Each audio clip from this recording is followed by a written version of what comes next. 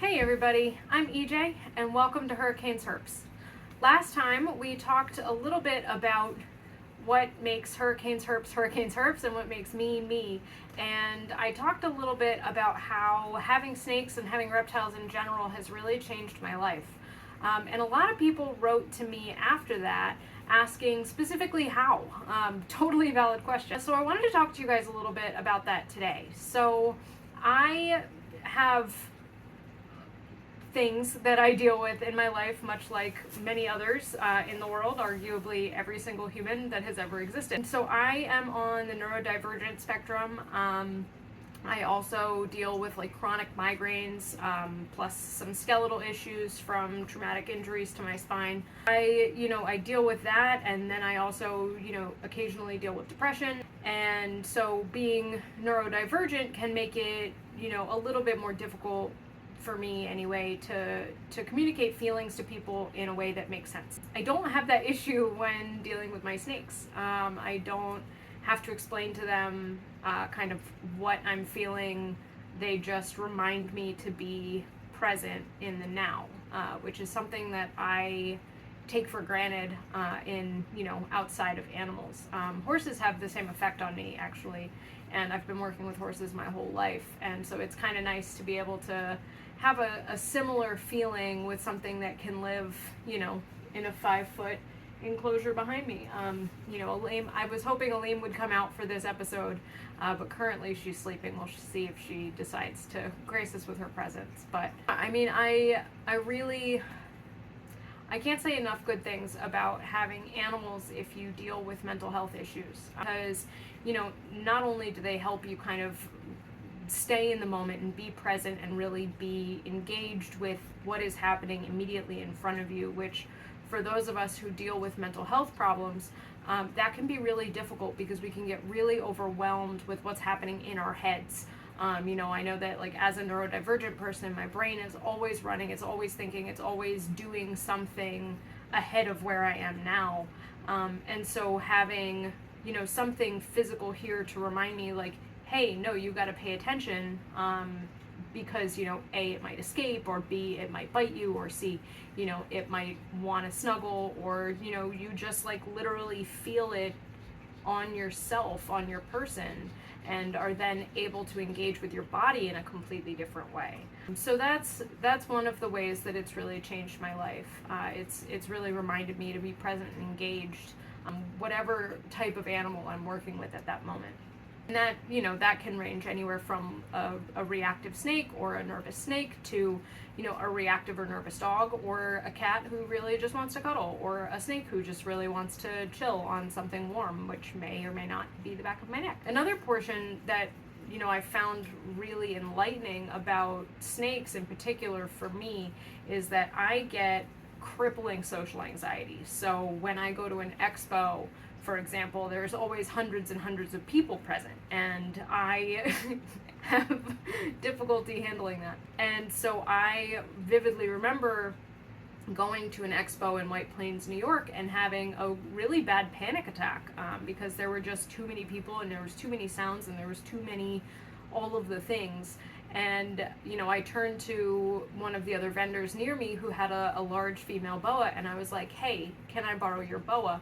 And he was like, what? And I was like, just yes or no, like, can I borrow your boa? And he hands me the snake, and I put her around my neck, and my blood pressure immediately lowered. Like within 10-15 seconds, my blood pressure went from like in my eyes and coming out the top of my head to I was borderline lightheaded and needed to sit down. And then I was calm for the rest of the day. Like it eased all of the anxiety, it took away all of the stress. And I didn't even know that snake, so it wasn't like I had a specific bond with that one, and that was why it made that so powerful. But like it was literally just the feeling of her on me, and that physical reminder, like, no, you're here, you're okay, and that helped. I can't even express how much that helped. So that's one way that they've completely changed my life. And now I don't go to an expo without one of my big females just in case. Now that's absolutely selfish, which I honestly think, most pet keeping in general is a pretty selfish endeavor. Not everything selfish is necessarily bad.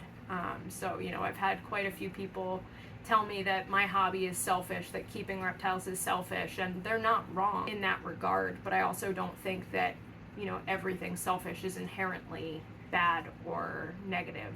I think that you can do selfish things in a less selfish way to kind of mitigate that, but like, you know, there's no difference in my mind between keeping a snake in a 5-foot enclosure versus keeping a dog in a bedroom or in a 1-bedroom apartment. So, but that's neither here nor there. That's a whole nother conversation.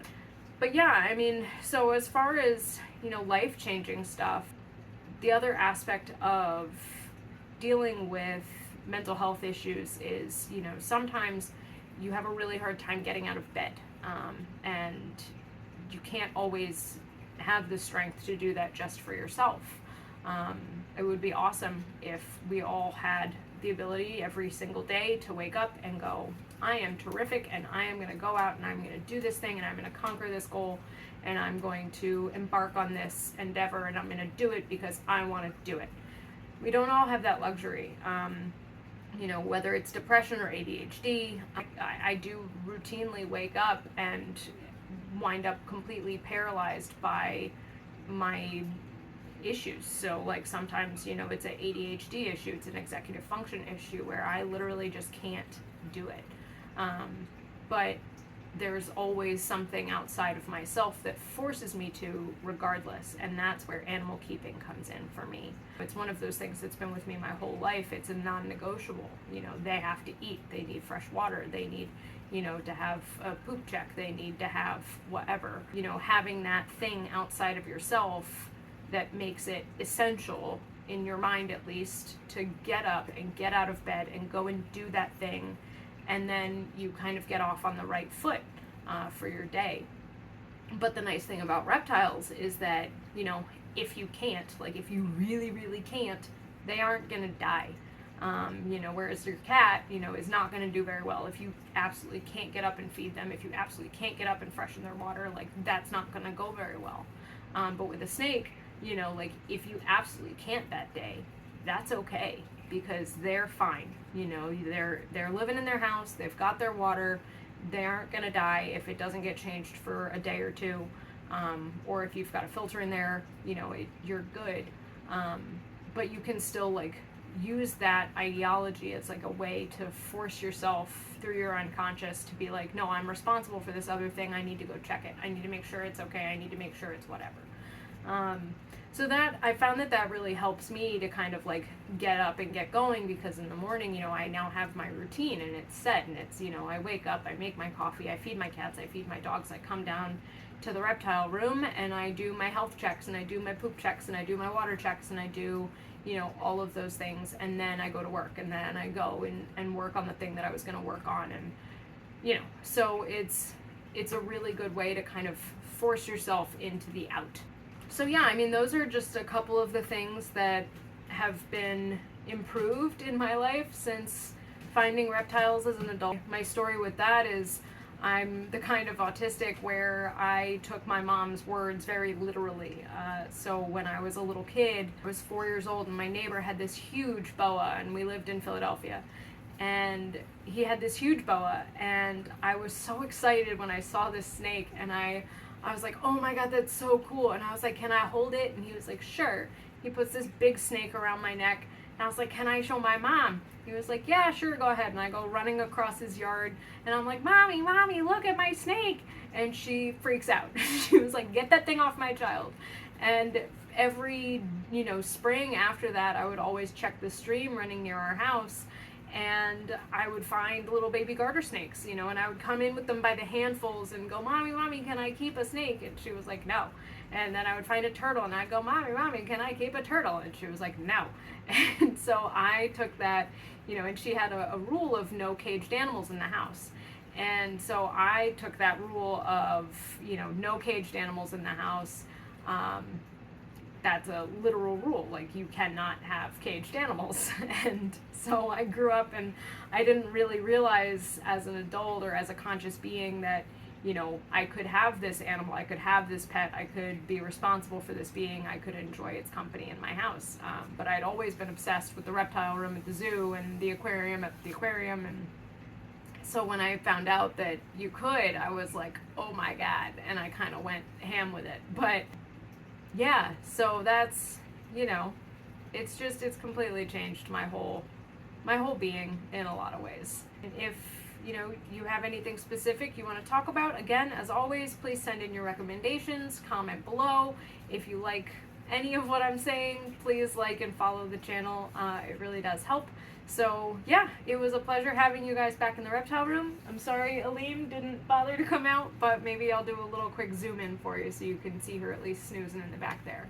Have a great one.